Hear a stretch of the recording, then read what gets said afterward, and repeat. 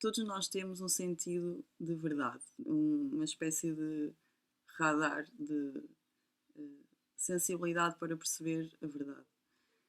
E por causa disso, todos nós percebemos que muita coisa está mal neste mundo. Da mesma forma, todos nós temos também um desejo que as coisas sejam boas, que as coisas fiquem bem, que toda a gente seja feliz. E isso dá-nos um ímpeto para querer resolver as coisas que estão mal. Como é óbvio, nós também queremos perceber porque é que elas estão mal, qual é a raiz do mal, qual é a raiz dos problemas. E aí é que as coisas ficam complicadas, porque se é fácil para nós ver que as coisas estão mal, é mais difícil perceber porquê, ou qual é a raiz real. E muitas vezes não há uma só raiz, há uma multiplicidade de causas e de efeitos, né, que interconectados acabam por criar as situações, digamos, más. E aí é fácil nós arranjarmos bodes expiatórios para determinar a raiz do mal. Nesta nossa cultura atual, que é predominantemente marxista, é predominantemente anticapitalista, é quase certo que a raiz do mal é o sistema capitalista. E isto é uma ideia que corre na sociedade há uns 300 anos, praticamente desde o início do capitalismo. Porque quando surgiu o capitalismo, surgiram automaticamente as reações contrárias ao capitalismo, como é normal. Eu acho que sim, quando surge uma inovação na sociedade, na humanidade, existe sempre o lado que apoia e o lado que contraria. Então, desde o início do capitalismo que existe o anticapitalismo. Então a nossa sociedade do presente está muito influenciada por esse pensamento, por essa ideia de que o capitalismo é a origem de todos os males contemporâneos. Mas pouca gente pensa realmente sobre isso, reflete realmente sobre essa questão e vai estudar quais são as razões factuais que possam mostrar que isso é verdade. E muito menos gente pensa na possibilidade de que há sempre mal, há sempre erro, há sempre problemas. E eles não são necessariamente derivados, ou a sua raiz mesmo, não está propriamente numa coisa externa, não é? Ou numa coisa material, mas sim na própria constituição do homem. É claro que isto é difícil de aceitar, porque dá a ideia que isto vai ser assim para sempre e que não é possível resolver o mal. Mas é uma possibilidade. Por mais difícil que seja, é uma possibilidade que o mal esteja sempre onde está o homem. Quando eu digo que o mal está no homem, não quer dizer que o homem é mau. Não quer dizer que ele é naturalmente mau e tem que ser educado para ser bom. Não é assim tão simples, na minha opinião. É a raiz do mal está no livre-arbítrio. É isso que eu quero dizer. Porque se existe o livre-arbítrio, pressupõe-se que existe escolha. E se existe escolha, pressupõe-se que existe valor nas coisas. E o valor está ligado ao bem e ao mal, ou à ausência de bem. Então, se existe sempre a possibilidade de errar, e essa possibilidade de errar está inerentemente ligada à escolha, então o mal está no homem, ou a raiz do mal está no homem.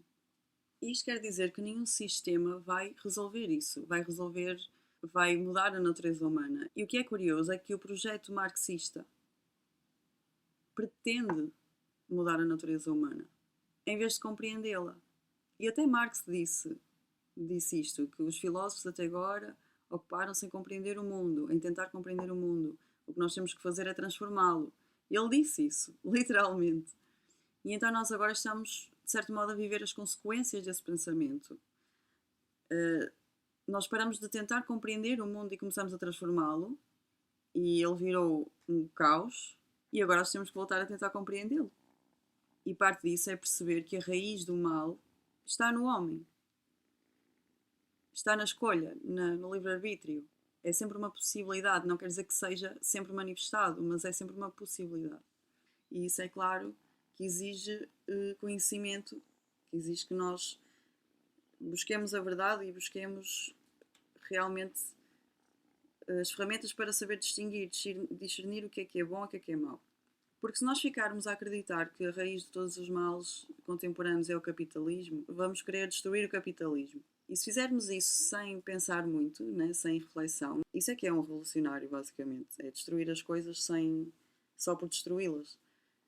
E se nós fizermos isso, por exemplo, com o capitalismo, nós não estamos a pensar nos problemas que vamos criar se destruirmos o capitalismo, porque alguma coisa tem que o substituir. Neste caso, a tendência anticapitalista que já nasceu no início do capitalismo é a tendência socialista. Marx e Engels presumiram que o socialismo era o natural seguimento do capitalismo.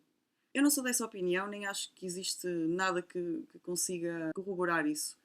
Eu sou mais da opinião que o socialismo é o anticapitalismo em si.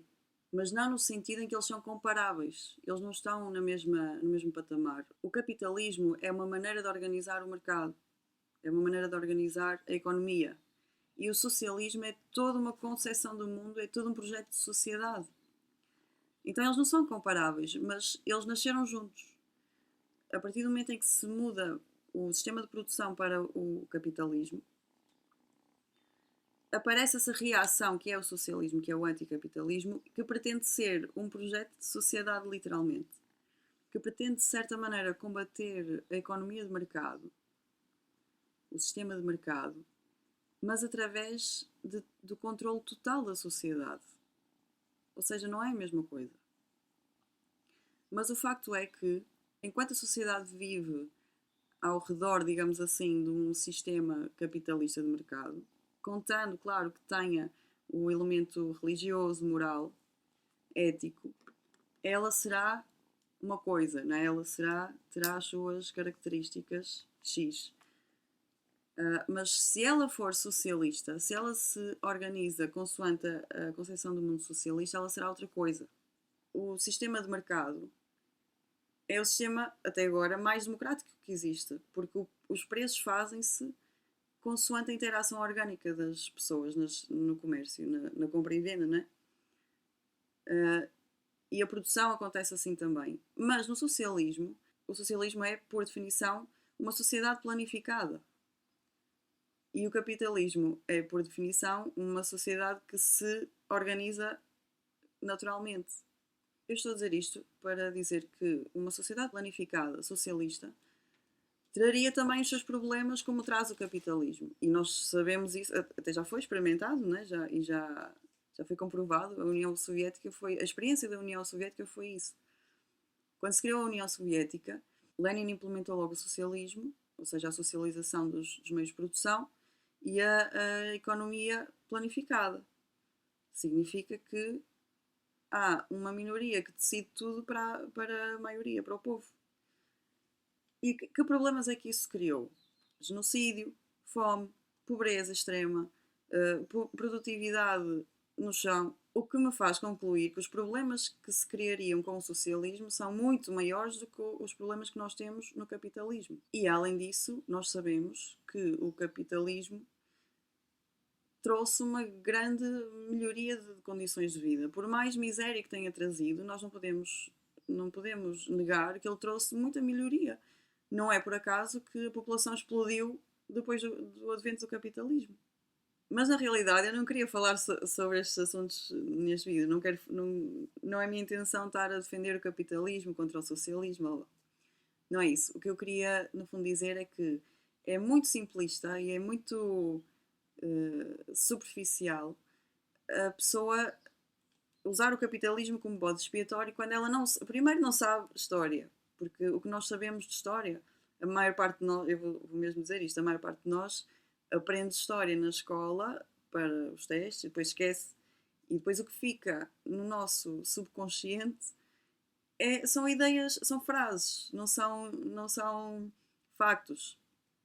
Então, como existe uma propaganda muito forte e muito subliminar também, que é anticapitalista, nós praticamente, estou a dizer nós, a minha geração, sim, e talvez a geração dos meus pais, nós crescemos com essa crença. É uma espécie de crença histórica do nosso tempo.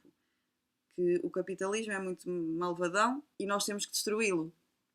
E como essa ideia, essa frase está tão impregnada em nós automaticamente temos isso como resposta às situações. Então, quando nós vemos alguma coisa de mal, sei lá, há uma guerra. Pois é, por causa do capitalismo, os interesses capitalistas, blá blá blá. Nós já temos a resposta feita, porque ela já está feita, já veio para nós assim. E nós pensamos muito pouco sobre isso, estudamos muito pouco sobre isso. O que pensamos pouco é é na multiplicidade de acontecimentos, de ideias que circulam, de conflitos de interesses e de poder, porque não sabemos, porque nós povo, né? Porque eu incluo-me nessa classe que é muito mais vulnerável à ignorância, e isto é um facto, porque eu não tenho acesso à informação toda, né? Tenho acesso a alguma informação e até hoje, se calhar, temos acesso a mais, ou se calhar temos acesso a demais, porque a informação que corre também é muito contraditória. Então, para uma pessoa perceber às vezes o que é real, o que é facto, o que é fake news, né? É muito difícil para uma pessoa fazer isso, tratar disso sozinha. E o que me parece é que na esfera pública, né, na comunidade, a informação está muito organizada para precisamente para perpetuar essas ideias da facção anticapitalista, né? Desde há 300 anos para cá. Mas ao mesmo tempo, o interesse pelo capitalismo, ou a defesa do capitalismo, também é muito forte, principalmente depois de tudo o que se passou com as tentativas de implementação do comunismo em vários países. Também fortaleceu-se também o comunismo no mundo inteiro, mas também fortaleceu o capitalismo. E o que nós temos agora é uma espécie de síntese, em que nós sabemos que não podemos deixar o capitalismo, e já ninguém acredita nisso, sinceramente, só os fanáticos de t-shirt de Che Guevara que acreditam nisso, sinceramente. E pessoas que não estudam, não é? Os tais idiotas úteis, os militantes, ativistas que não estudam. Quem não estuda é que acredita nisso. Já ninguém quer deixar o capitalismo, mas a mentalidade socialista ou o projeto socialista ficou muito impregnado em nós, de uma maneira que parece a única hipótese. E o que eu tenho percebido é que desde a Revolução Francesa que a mentalidade socialista se veio a tornar hegemónica nas nossas mentes. A intenção socialista, para quem é socialista por princípio, pode pensar que quer o bem, mas está equivocado na maneira como quer trazer o bem. A mentalidade socialista foi embasada em coisas que eram importantes para as pessoas. A necessidade ou o desejo de igualdade, o desejo de liberdade, o desejo de fraternidade, que é uma coisa muito cristã. Ou seja, o socialismo já nasceu, antes de Marx, né? Já nasceu com essa aura que já havia no cristianismo. A mensagem do Evangelho, do Novo Testamento, é a irmandade dos homens, pela filiação a Deus. Né? Deus é nosso Pai, então nós somos todos, se é Pai de todos, nós somos todos irmãos. Isso é um facto que veio a partir de Cristo. Os primeiros socialistas, não todos, mas alguns deles, baseavam-se muito nisso. E eles eram cristãos. O socialismo marxista é diferente, é completamente anticristão. E anti-Deus. Não digo que é ateu, mas é anti-Deus. Mas os primeiros socialistas eram cristãos e viam o socialismo como um projeto que iria, de certa maneira, materializar o Evangelho, né? Materializar o reino de Deus na Terra, talvez. Só que o socialismo, naquela altura, não teve grande impacto, não alcançou grandes distâncias. E foi a partir de Marx, realmente, que parece que houve uma explosão para o resto do mundo. Então é curioso pensar como é que uma coisa que supostamente tinha base cristã, ou pelo menos estava associada a ideias cristãs e valores cristãos, se tornou numa coisa tão perversa e tão negativa, tão nefasta. Isso realmente aconteceu a partir do momento em que Marx se aliou ao socialismo, porque ele na juventude ele rejeitava o socialismo e o comunismo, e de um dia para o outro, não é de um dia para o outro, mas para efeitos de discurso, vamos dizer de um dia para o outro, ele passou a defender o socialismo e o comunismo e até ofereceu a justificação filosófica para essas concepções do mundo. Ou para esses projetos, porque ele é que deu a concepção do mundo. E eu fico a pensar porquê, né? Porquê que o Marx se interessaria por essa coisa do socialismo que ainda por cima estava ligado a ideias cristãs. E a única coisa, com a informação que eu tenho até agora, a única conclusão a que eu chego é que o poder de atração do socialismo para as pessoas mais perversas ou mais sedentas de poder é mesmo isso, é o facto de ele atribuir muito poder a poucos, não é? Uma minoria, e destituir de poder uma maioria. Então o rácio de controlo fica muito desequilibrado. Quer dizer que poucas pessoas têm muito poder. E Marx era nitidamente uma personalidade desse género, porque desde o início das sociedades comunistas que ele criou e depois outros criaram, que houve sempre lutas de poder pelo domínio de todo o movimento. E o que eu acho que Marx fez, Marx e Engels, foi realmente utilizar a revolta das pessoas, o sentido de revolta, porque isto é muito fácil. É muito fácil excitar a raiva, excitar o ódio. Isso é o mais fácil. E isso é o marxismo. É só isso. Se forem estudar Marx, vão ver que ele não inventou nada. A missão que ele tinha era precisamente dar uma justificação àquelas ideias comunistas para que elas pudessem chegar às pessoas e influenciar as pessoas. E foi isso que ele fez. E eu acho que ele fez isso a partir da excitação do ódio. Eu sei que este discurso é um bocado desordenado, mas a minha cabeça é mesmo assim, por isso acho que não podemos fazer nada quanto a isso. Prosseguindo.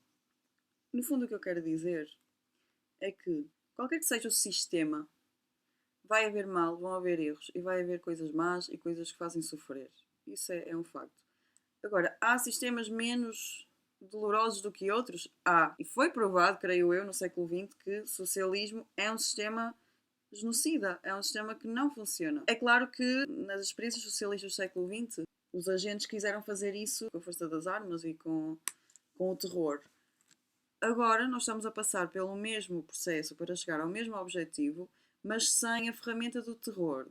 Embora que, sinceramente, agora não podemos dizer bem isso, porque esta história toda do coronavírus foi o quê?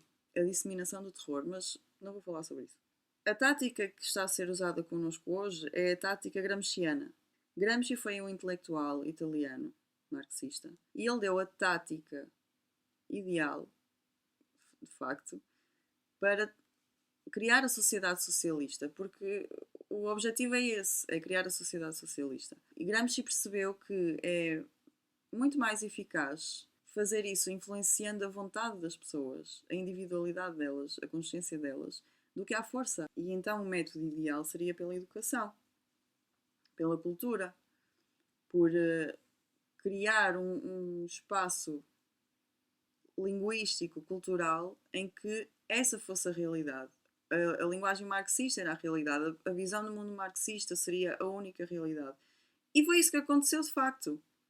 Não foi a 100%, né? Porque senão eu não estaria aqui a falar com vocês, senão eu não seria mais ou menos anti-marxista, mas foi assim, teve bastante sucesso. E eu digo isto porquê?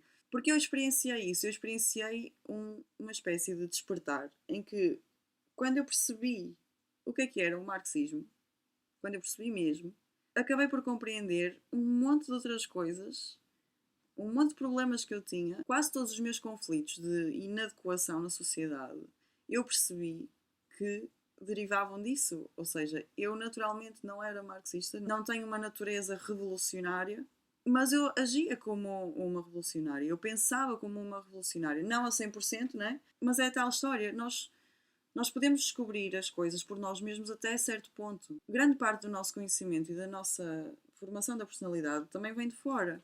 Por exemplo, eu estive a rever uns textos que eu escrevi 11 anos atrás. E, embora eu notasse lá a minha natureza inquisitiva e mais conservadora, mas conservador não é a palavra certa, mas só para vocês compreenderem, pronto.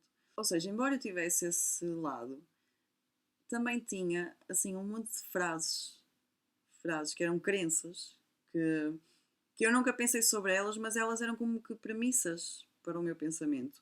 Então eu pensava de maneira conservadora, mas justificava com frases marxistas. É uma coisa muito estranha. E eu acho que isso acontece, agora penso eu, acontece com toda a gente que não tem noção de onde é que vêm essas ideias? Essas ideias, por exemplo, anticapitalistas. Ou quando eu falo em anticapitalismo, o que eu penso, só para estarmos todos na mesma página, é aquele pensamento de que ganhar dinheiro é muito mau, que não se pode ganhar muito dinheiro e tem que existir um sentimento de culpa quando se ganha dinheiro, porque é isto de facto. Pode não ser a definição dicionarizada de anticapitalismo, mas o que o anticapitalismo é de facto é isso, porque é a influência que ele tem real no ser humano. E eu acho que qualquer um pode testemunhar isso, se for honesto. E é necessário para, digamos assim, para o projeto anticapitalista que as pessoas sintam culpa em serem capitalistas, porque o anticapitalismo pressupõe que outra pessoa, que não nós, decide a nossa riqueza. É isso, o socialismo é isso. É outra pessoa que diz quanto dinheiro é que tu podes ganhar. E estamos a falar em dinheiro porque ainda temos o capitalismo a funcionar, porque se for um socialismo ou um comunismo pleno, nem existe dinheiro. Então a riqueza, ou as posses, ou a distribuição dos bens é determinada por outra pessoa, é determinada lá pelo chefe, pelo tal que quer implementar o comunismo. Ou seja, é necessário que as pessoas tenham essa mentalidade anticapitalista precisamente para implementar esse sistema esquisito. Enquanto que o capitalismo, como eu o vejo, é a possibilidade de qualquer pessoa poder criar a sua riqueza, né? É claro que tem que haver uma moral associada, né? Não acredito no anarcocapitalismo, né? Nessa coisa de que o mercado resolve tudo. Eu não acredito nisso. Porque isso, quer dizer, é essa síntese que nós temos hoje de um capitalismo socialista, em que é o capitalismo selvagem para os chefes e economia planificada para o povinho. Basicamente é isso que nós temos. Então é lógico que tem que existir, a par do sistema de mercado, tem que haver a moral na sociedade, não é? E ela foi dada até há algum tempo atrás pela religião cristã, pelos preceitos cristãos de Cristo, não é? De Cristo e do Antigo Testamento também. Se eu puder ser livre para obter o meu sustento, mas me guiar pelos 10 mandamentos, por exemplo, eu à partida não vou fazer mal a ninguém. Na realidade, eu acho que os sentimentos que nós temos em relação ao capitalismo vêm dessas frases típicas anticapitalistas, não vêm da nossa inteligência. Eu lembro-me que desde muito cedo, ou praticamente desde sempre, eu tive a ideia de que trabalhar para um patrão era muito mau. Mas era necessário, então era aquela coisa assim, tens que fazer, mas fazes com raiva porque não é justo e porque o patrão é mais rico e porque ele explora e não sei o quê. E eu vivi isto durante anos e tive alguns trabalhos de empregada, não é? De ter um patrão e estive sempre mal, nunca consegui estar bem comigo mesma trabalhando porque achava que aquilo ia contra os meus princípios, trabalhar para um patrão. Isto é doença, né? Isto é estúpido, quer dizer. E eu vejo muita gente a pensar assim, muita gente que vive as suas vidas, às vezes a vida inteira a trabalhar e sempre com um ressentimento, esse ressentimento tipicamente anticapitalista. Se nós pensarmos no tipo de pessoas que existem, né? Eu posso dizer assim, por exemplo, eu não sou um tipo de pessoa que facilmente seria patroa, porque eu não tenho um desejo ou não tenho uma vocação de gestora. Acho que até conseguiria fazer esse trabalho, mas eu não me vejo a querer fazer esse trabalho. Então, para mim, ainda bem que existem patrões. Ainda bem que eu de vez em quando posso ir arranjar um trabalho qualquer e estar ali um mês ou dois e depois passar para a minha cena, porque eu também não quero fazer disso vida, né? E nós não vemos às vezes como isto é uma espécie de simbiose. Ou seja, o facto de existirem pessoas que são de vocação patrões ou líderes ou gestores, qualquer coisa que sirva para eles gerirem uma empresa e terem uma empresa e terem empregados. E haver pessoas que não se querem preocupar com isso e que estão bem em dar o seu tempo, algum do seu tempo, né? Para ter dinheiro. Mas essas tecnicalidades de se é proletário, se dá o tempo, se dá o material, se dá o quê. Isto é só para nos enrolar, é só para nos deixar em contrariedade. Mas é esse o espírito revolucionário, é que nós estejamos sempre com alguma revolta. E quando nós estamos com revolta, tem que haver uma direção, não é? Tem que haver um alvo para essa revolta. E aí é que vem a cultura hegemónica e diz: olha, a culpa é do capitalista malvado. Digam lá se não é assim. Para terminar, eu queria dizer que não acho que a luta seja propriamente defender o capitalismo, defender o comunismo, não é bem por aí. Mas sim que as pessoas percebam o que é um e o que é outro e como é que eles estão, como é que neste momento da nossa vida as ideias circulam e como é que nós as ecoamos, muitas vezes sem pensar nelas, ou nem é sem pensar nelas, é sem saber de onde é que elas vêm e porquê é que elas circulam e qual é o endgame, não é? Qual é o objetivo final dessas ideias. E daí eu acho extremamente importante que as pessoas procurem informação, não se deixem só à mercê dos discursos públicos, porque depois as coisas, quando começam a ser repetidas na opinião pública ou na esfera pública, elas passam a ser retórica, passam a ser garantidas, passam a ser ideias que, mesmo que às vezes sejam, ou sejam mentira, ou sejam, não sejam desejáveis para qualquer pessoa racional, elas passam a ser garantidas, passam a ser senso comum, passam a ser aceites como, como boas, como morais.